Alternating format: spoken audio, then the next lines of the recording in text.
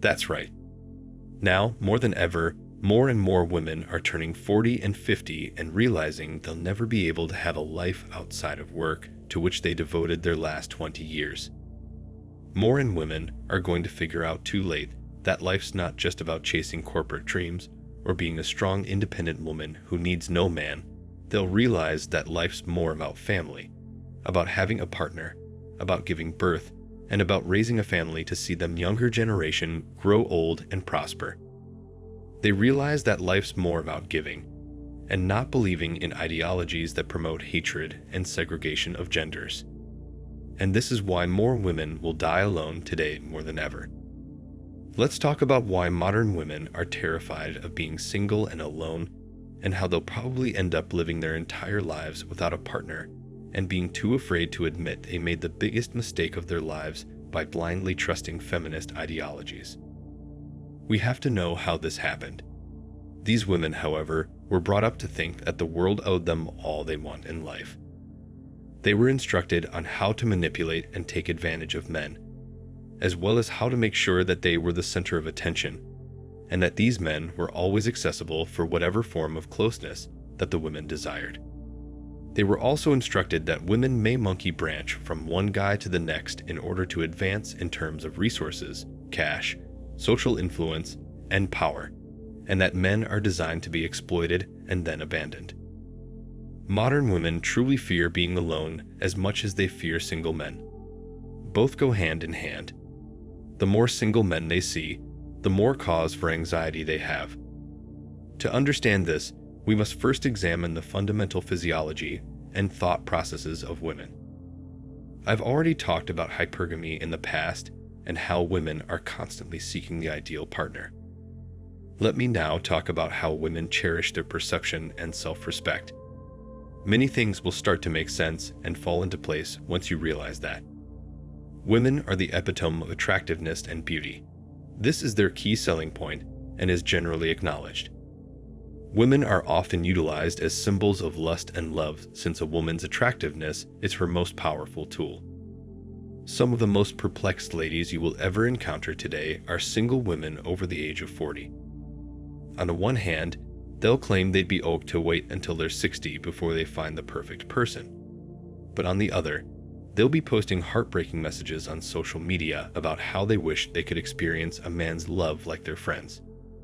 This is why I strongly advise you guys to stay away from women who have turned 40 since they are just not suited for men who seek serenity in their life.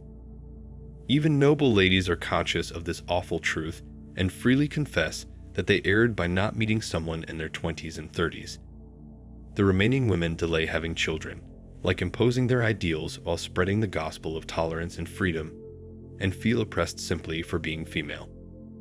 They rarely acknowledge the fact that being a woman is far more advantageous than being a man. Modern women did everything they could to capture and have the essence of power they thought would make them happy by working the corporate ladder up until their 40s, but realized a little too late that they had a natural need to nurture families, settle down, have a loving relationship with men, and become healthy and nurturing partners. And now that they've been inundated with feminist doctrine, they can't even confess that they should have taken the conventional route and lived in accordance with their feminine nature.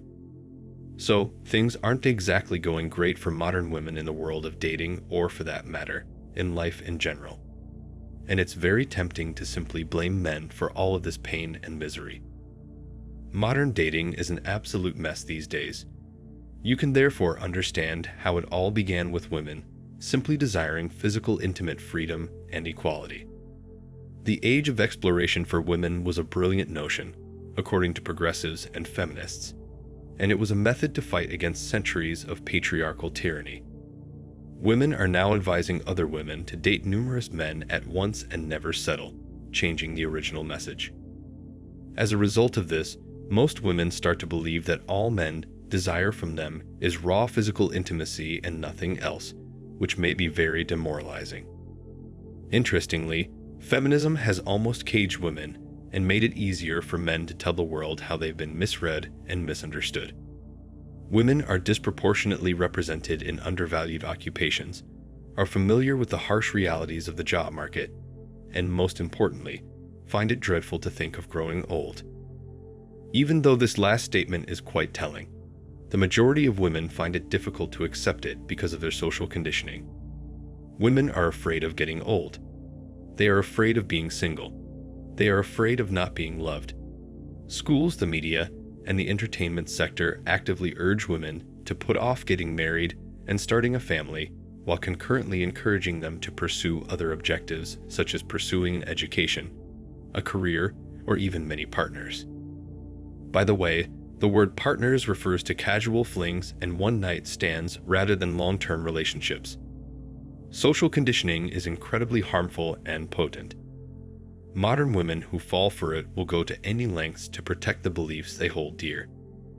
In reality, they simply combine it with the information they've received from institutions, important figures, and multinational corporations with little regard for the pleasure of women. Some women like these can even be found on TikTok and Facebook. When they are in their late 20s and have fewer options for partners, you'll find them more frequently. Women, particularly contemporary women who were the most hypergamous women ever, fear single men who were content with their lives. It makes them sick to their stomachs to see a man who is single and yet who is so happy in doing so well isn't asking for attention from women. It threatens their ability to attract men and diminishes their worth. Because that's what society expects, they've exploited males, pursuing them to get their attention and making marriage proposals. According to society, you need to find the ideal girl and have a happy marriage in order to be truly happy. In order to find the actual and ideal man, women rely on this fantasy and date hundreds of guys in this manner. Because they have consistently disobeyed what society has advised them to do, lone guys are akin to rebels in that system. Many successful and educated guys understand that women exaggerate their feelings. Every successful man who has easy access to women will admit that they analyzed the costs to rewards ratio and discovered it to be negative. In reality, the danger to benefit ratio declines even further when you take into account contemporary problems like harassment legislation, divorce pitfalls, and allegations. In order to pursue a more fulfilling form of happiness, many men who had unpleasant interactions with women simply gave up and started living as bachelors, working out, creating businesses, and traveling. Happiness that a woman is incapable of giving. Men are aware of the nature of women and no longer desire to play that game. They even overcame their innate impulses and stopped attributing their happiness and worth to the women they choose to date. Instead, they began to rely on their life's mission, which is a fatal blow to the woman who relies on these men to approach her in clubs so she may receive free drinks, extravagant dinners, and clothes, and write about it all on social media. The woman no longer has control over men. Thus, it poses a serious threat. Women would be pursuing men, while men would be too preoccupied with their objectives to give a damn if these men had inspired even more men. Remember that women's attractiveness and appeal are finite, and the instant she reaches her limit, she will leave the dating scene.